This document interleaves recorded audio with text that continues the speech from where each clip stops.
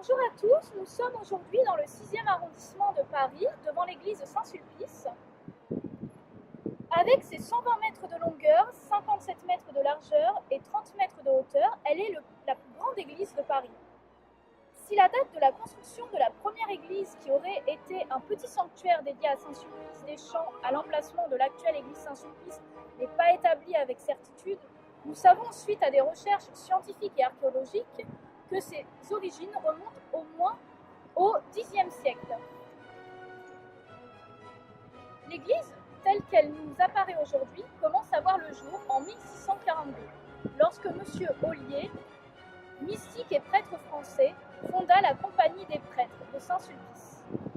Il souhaitait construire une église pouvant rivaliser avec la cathédrale Notre-Dame de Paris en permettant de recevoir près de 10 000 personnes, ce qui provoqua un conflit entre d'une part Jean-Jacques Ollier et d'autre part le prince de Condé, ainsi que l'abbaye de Saint-Germain, qui jugeait les dépenses de construction du séminaire de Saint-Sulpice excessives et gela ce projet en 1645. Un arrêt du Parlement de Paris débloqua la situation.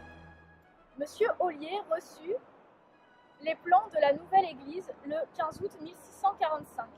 Les travaux de la chapelle sont alors confiés en 1645 à l'architecte Christophe Gamard, voyer de l'abbaye de Saint-Germain-des-Prés. Le 20 février 1646, c'est la reine Anne d'Autriche qui posa la première pierre de la nouvelle église. En 1660, c'est l'architecte Daniel Guttard qui prit la relève. C'est lui le véritable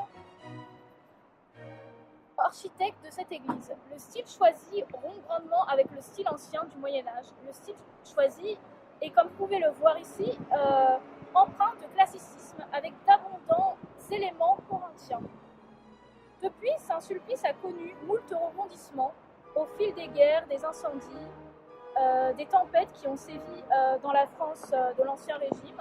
Pendant la Révolution, l'église est devenue un temple de la raison, puis un magasin à fourrage pour enfin être rendu au point. Vous pouvez le constater, l'église a conservé ses caractéristiques de l'Ancien Régime. L'une des nombreuses originalités de l'église est sa façade, plus particulièrement ses tours. Que connaissons-nous de l'art des grands bâtisseurs des cathédrales ? L'incommensurable goût pour la géométrie, le nombre d'or, la symétrie. Or, ne voyez-vous pas quelque chose d'étonnant ? Et oui, 5 mètres séparent les deux tours. Elles n'ont ni la même hauteur, ni la même forme, ni le même style. Pourquoi ? Car ce sont deux architectes différents qui les ont construits. Le premier est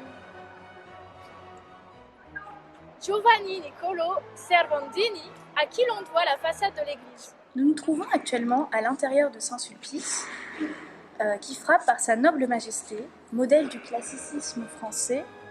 Les plans que nous voyons autour de nous sont de Guimard, un élève de Levaux.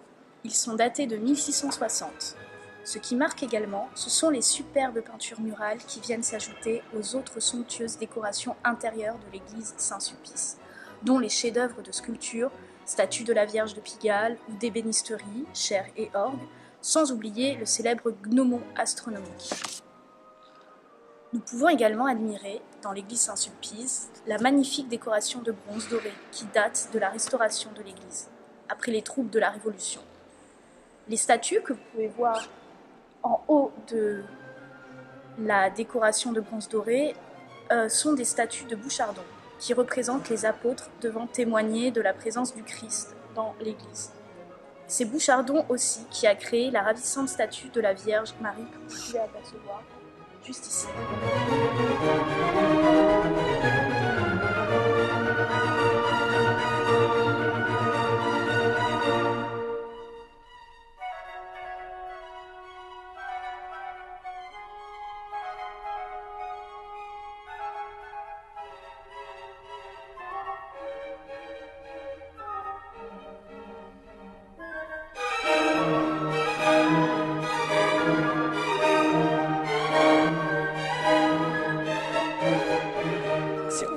À présent, devant la très célèbre orgue de tribune de l'église Saint-Sulpice. Le buffet a été dessiné en 1781 par Jean-François Chalgrin. Nous pouvons admirer également les personnages du buffet au centre, David jouant de la harpe, les anges musiciens sur le couronnement de l'orgue. Cet orgue jouit d'une renommée internationale, construit par Clicquot en 1781. On le regardait déjà à l'époque comme l'un des meilleurs du royaume. Aristide Cavaillé-Coll le reconstruisit de 1857 à 1861. Il réutilisa de nombreux éléments créés par Clicquot pour lier la tradition classique au romantisme. Le XXe siècle a respecté cet illustre instrument. Il en a conservé toutes ses caractéristiques d'origine, comme vous pouvez le constater ici.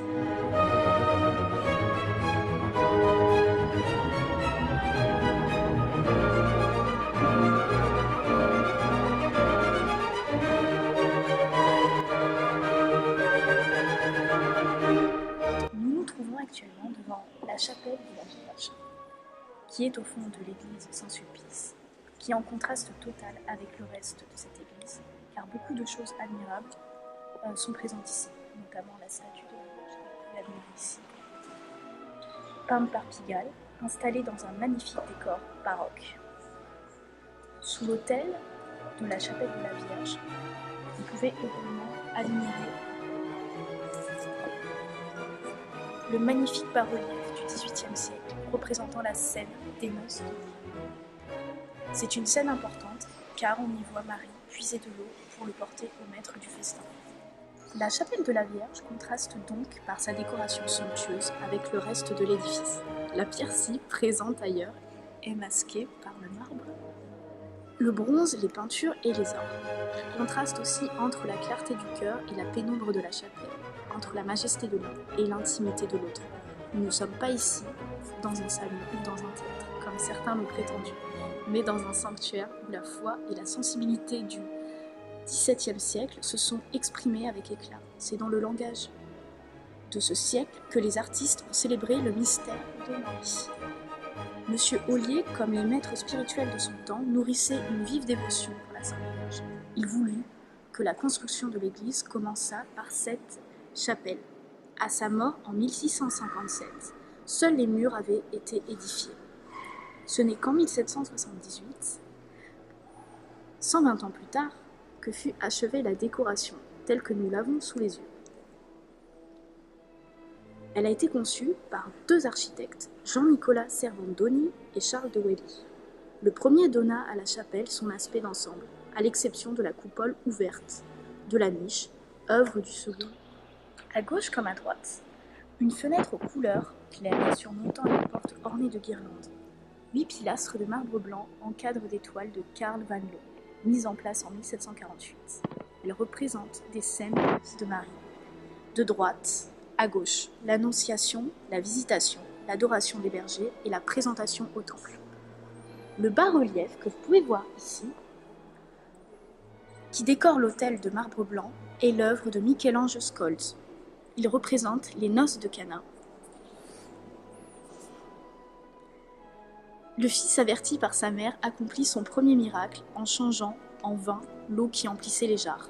C'est aussi le fils qui, au-dessus du tabernacle, est représenté sous la forme d'un agneau couché sur le livre aux 7 sceaux de l'Apocalypse. 7 lampes suspendues en arc de cercle annoncent la présence divine.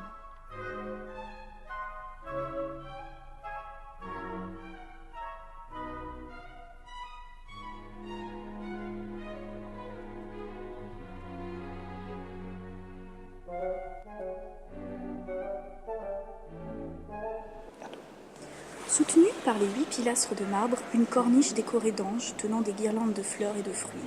Elle est l'œuvre des frères Slodz. Au-dessus de la corniche, une première coupole ouverte en chêne.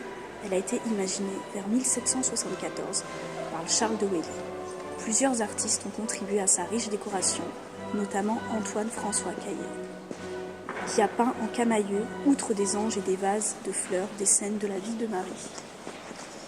La coupole supérieure a été décorée en 1731 par François Lemoyne. La niche au-dessus de l'autel est encadrée par des colonnes dont 4 en marbre proviennent des ruines de la cité romaine de Lepti Magna. Elle abrite la Vierge à l'enfant de Jean-Baptiste Pigalle. Si vous vous approchez, vous apercevrez sur le visage de la mère un imperceptible sourire. Le décor de nuages d'où émergent des têtes de chérubins en stuc est l'œuvre de Louis-Philippe Mouchy, neveu de Pigalle.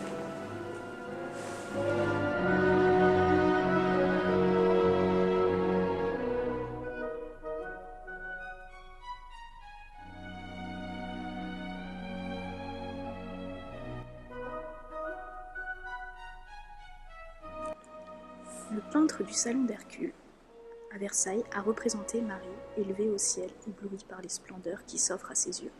Elle est entourée d'anges, de pères de l'Église, de fondateurs d'ordre, de saintes et de saints. On distingue proche d'elle Saint-Pierre à droite, Saint-Sulpice à gauche, et plus bas, Monsieur Ollier, conduisant ses paroissiens.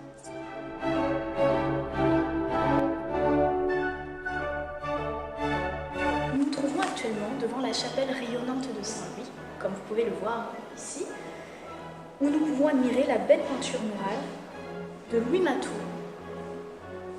représentant le Gaulois Saint-Louis que vous pouvez apercevoir ici, drapé de la fleur de lys, rendant la justice sous son coup de chaîne à ses valeureux sujets.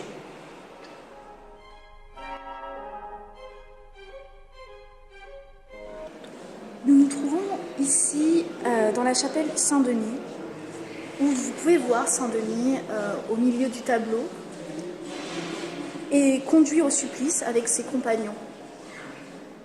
C'est une peinture murale de Félix Jobé-Duval, produite en 1859 dans la chapelle Saint-Denis de l'église Saint-Sulpice, qui marque l'époque où les chrétiens étaient persécutés par les Romains. Devant la chapelle des Saint-Anges, vous pouvez apprécier plusieurs peintures du maître Eugène Delacroix, dont cette peinture, Héliodore chassé du temple, le combat de Jacob avec l'ange, et au plafond, vous pouvez identifier Saint-Michel, juste ici, terrassant le démon. Nous noterons que l'œuvre du combat de Jacob avec l'ange est une œuvre monumentale, car elle est l'une des dernières grandes œuvres de Delacroix, qui est mort en 1863. Cette œuvre est donc une sorte de testament spirituel pour le peintre.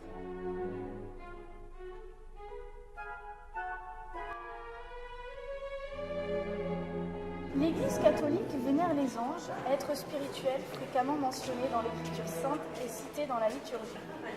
Leur nom signifie messager. Les chrétiens les connaissent surtout comme des envoyés de Dieu, ce qui fait d'eux, d'une certaine manière, une manifestation de Dieu perceptible aux humains. On les représente souvent avec des ailes qui symbolisent leur caractère immatériel. La décoration de la chapelle des anges de l'église Saint-Sulpice a été confiée à Eugène Delacroix en 1849 par la ville de Paris. Il a commencé ici son travail en 1855 et l'a achevé 6 ans plus tard, en juin 1861. Au lieu des images paisibles que le thème des anges semblait appeler, il a choisi d'illustrer 3 récits de combat convenant mieux à son tempérament. En haut, vous pouvez voir Saint-Michel terrassant le dragon, qui est une toile marouflée sur le plafond de la chapelle. Les 2 autres scènes et le reste des éléments du décor ont été peints directement en place. Ce ne sont pas des fresques réalisées à l'eau sur plateau frais, mais des peintures à l'encaustique exécutées sur une surface préalablement enduite, comme une toile avec des couleurs déléguées dans de la cire fondue. Cette technique permet de revenir sur son travail. Elle produit des œuvres qui se conservent mieux que les fresques dans le climat de Paris. Ici, vous pouvez admirer le combat de Jacob avec l'ange, qui est une œuvre qui a été faite par Eugène Delacroix. Dans l'interprétation du combat de Jacob avec l'ange, au chapitre 32 du livre de la Genèse, au moment où Jacob regagne la Palestine, la terre promise, où vit son grand-père Abraham, quelqu'un lutta avec lui jusqu'au lever de l'aurore. Voyant qu'il ne le maîtrisait pas, il le frappa à la hanche et lui dit « Lâche-moi ». Jacob répondit « Je ne te lâcherai pas, que tu ne m'aies béni ». Il reprit « On ne t'appellera plus Jacob, mais Israël, Jacob, mis à l'épreuve dans un véritable corps à corps avec Dieu, force sa bénédiction. Il reçoit un nom interprété comme fort en face de Dieu, porté ensuite par le peuple juif qui sera formé de ses descendants. Dans l'interprétation de la croix, l'ange soutient avec sérénité les efforts désordonnés de l'homme qui ne veut pas se soumettre. C'est la traduction de notre combat intérieur quotidien, où nous devons découvrir que Dieu n'est pas contraint sur nos libertés et que c'est de nous-mêmes que nous devons triompher. Sur le plan pictural, on notera l'admirable poudroiement lumineux des troupeaux qui disparaissent au tournant de la vallée dans le petit matin, frénésie de mouvement à laquelle la végétation oppose la force paisible de son ombre. On remarquera aussi le magnifique équilibre de la nature, morte du premier plan, amas de vêtements, abandonnés en hâte, de chapeaux, de piques et de flèches. Elle fut, dit-on, brossée en 20 minutes. La dernière œuvre représente Héliodore, que vous pouvez voir dans la première partie du tableau, chassé du temple. Le chapitre 3 du second livre des Maccabées, le dernier des livres historiques inclus dans l'Ancien Testament, raconte comment, en 175 avant notre ère, Héliodore, envoyé par le roi Séleucus V, vint à Jérusalem avec des soldats pour se faire livrer les richesses déposées dans le temple. À leurs yeux apparut un cheval richement caparaçonné, bondissant avec impétuosité. Il agitait contre Héliodore ses sabots antérieurs. L'homme qui le montrait paraissait avoir une armure d'or. Deux autres jeunes hommes lui apparurent en même temps, qui le flagellaient sans relâche. Héliodore, tombé à terre, ne put accomplir son forfait. La suite du récit en donne la portée religieuse. À la prière du grand prêtre, Héliodore eut la vie sauve et se convertit. Il rendait témoignage des œuvres du Dieu très grand qu'il avait contemplé de ses yeux. Sans avoir rien pris, il revint chez son maître en proclamant « Celui qui a sa demeure dans le ciel veille sur le lieu et le protège ». Un admirable mouvement anime l'ensemble du tableau, renforcé encore par le rideau que l'ange a bousculé en se précipitant vers Héliodore et par les gestes d'admiration ou d'effroi du grand prêtre et des personnages qui l'entourent au balcon. Les bijoux et les pièces d'orfèvrerie qui jonchent le sol sont prétexte à d'étonnants jeux de lumière. Gnomon, du grec gnomon, connaître ou indiquer, est un instrument d'astronomie conçu pour suivre les variations de la hauteur du soleil à midi.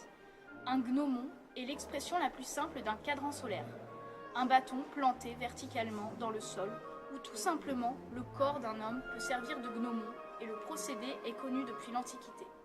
Ce système fut effectivement utilisé par les Chinois, les Aztèques, les Incas, les Babyloniens, ainsi que les Égyptiens avec leurs obélisques.